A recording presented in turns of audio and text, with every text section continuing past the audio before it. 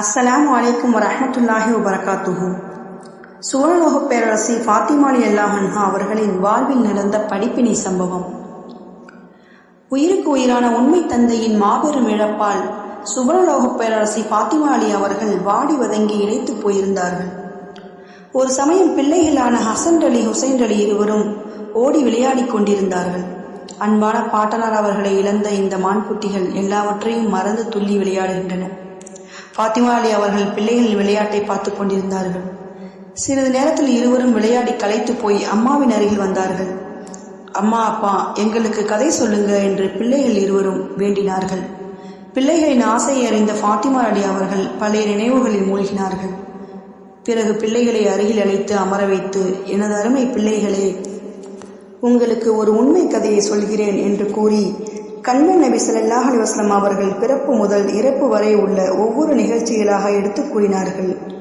சிறு வயதில் அனாதையானது, பால்குடி சம்பவங்கள், அப்துல் முத்தலீப், அபு தாலிப் வளர்ப்பு விவரங்கள், தனது தாய் கதீஜா அலி அவர்களுடன் பழக்கம், வியாபாரம், பின்பு திருமணம், பின்பு ஹிரா மலையில் தவம், அதன் பிறகு வஹி வந்தது எப்படி, குர்ஆன் வந்த விவரம், பின்பு நபிப்பட்டம் கிடைத்த சம்பவம், அதனால் மக்கள் கொடுத்த துன்பங்கள், துயரங்கள், ஊரை விட்டு ஒதுக்கி வைக்குதல், தாயிப் சம்பவம், ஹிஸ்ரத் சம்பவம், தௌர் குகை, மதினா வந்தது வரை நீண்ட ஒரு உண்மை கதையை கூறி முடித்தார்கள்.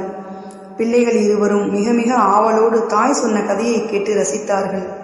தங்களின் அருமை பாட்டனாரின் அற்புத வரலாற்றை கேட்ட பிள்ளைகள் கேள்வியும் கேட்டார்கள்.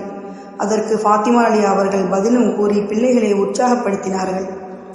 உள்ளுக்குள் தந்தையை இழந்த சோகம் அப்படியே இருந்தாலும் பிள்ளைகளின் நலனுக்காக தங்களை சற்று அமைதிப்படுத்திக் கொண்டார்கள்.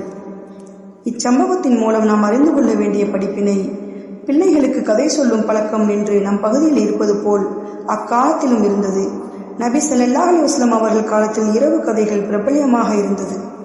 நபி ஸல்லல்லாஹு அலைஹி வஸல்லம் அவர்களும் ராக்கதைகள் கூறுவார்கள் என்று கிதாபுகளில் வந்திருக்கிறது. ஆயிஷா அலி அவர்கள் அறிவித்த ஒரு ஹதீஸ் சமாயில் திருமதியில் கூறப்பட்டுள்ளது. ஒரு நாள் இரவு கண்மணி நபி ஸல்லல்லாஹு அலைஹி வஸல்லம் அவர்களின் மனைவிமார்களை ஒன்று கூட்டி ஒரு கதை சொன்னார்கள்.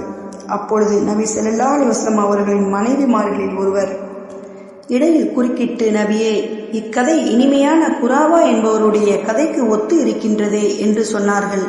அதற்கு அருமை நபி ஸல்லல்லாஹு அலைஹி வஸல்லம் அவர்கள், குராவா என்பவன் யார் என தெரியுமா? அவன் பனு உத்ரா என்னும் வகுப்பைச் சேர்ந்தவன். ஐயாமுல் ஜாஹிலியா காலத்தில் அவனை பூதங்கள் பிடித்து கொண்டு போய்விட்டன. கொஞ்ச காலம் வரை பூதங்களுடன் அவன் இருந்து வந்தான். பிறகு அப்பூதங்கள் அவனை மனிதர்களிடம் கொண்டு வந்து விட்டுவிட்டன. அதனால் அவன் பூதங்களிடையே கண்ட அதிசயங்களை மக்களிடம் சொல்லக்கூடியவனாக இருந்தான்.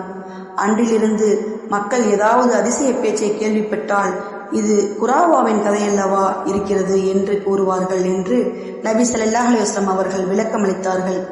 இதை போலவே ஃபாத்திமா அலி அவர்கள் தங்களின் அருமை தந்தையாரின் வாழ்க்கையை பிள்ளைகளுக்கு கதையாக எடுத்துச் சொன்னார்கள். இஸ்லாமிய பெண்மணிகளே, நீங்களும் பிள்ளைகளுக்கு கதை சொல்வீர்கள் அல்லவா?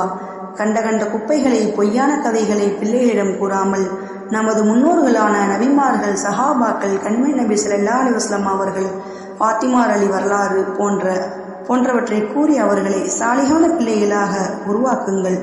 இன்று நாம் நமது வரலாறு தெரியாமல் உள்ளோம். நமது பாரம்பரிய மிக்க முன்னோர்களின் வரலாறுகளை பிள்ளைகளிடம் எடுத்து கூறி பிள்ளைகளை பண்புள்ளவர்களாக, வீரமிக்கவர்களாக உருவாக்கும் பொறுப்பு உங்கள் கைகளில் தான் அல்லாஹ் தந்திருக்கிறான். டிவியின் முன்னால் உட்கார்ந்து தானும் கெட்டு தங்கள் அருமை பிள்ளைகளையும் கெடுத்து பிஞ்சு உள்ளங்களில் நஞ்சை புகுத்தும் அநியாயக்கார பெற்றோர்களாக நீங்கள் ஆகிவிட வேண்டாம். நமது பிள்ளைகள் அல்லாஹ் தந்த அமானிதங்கள்.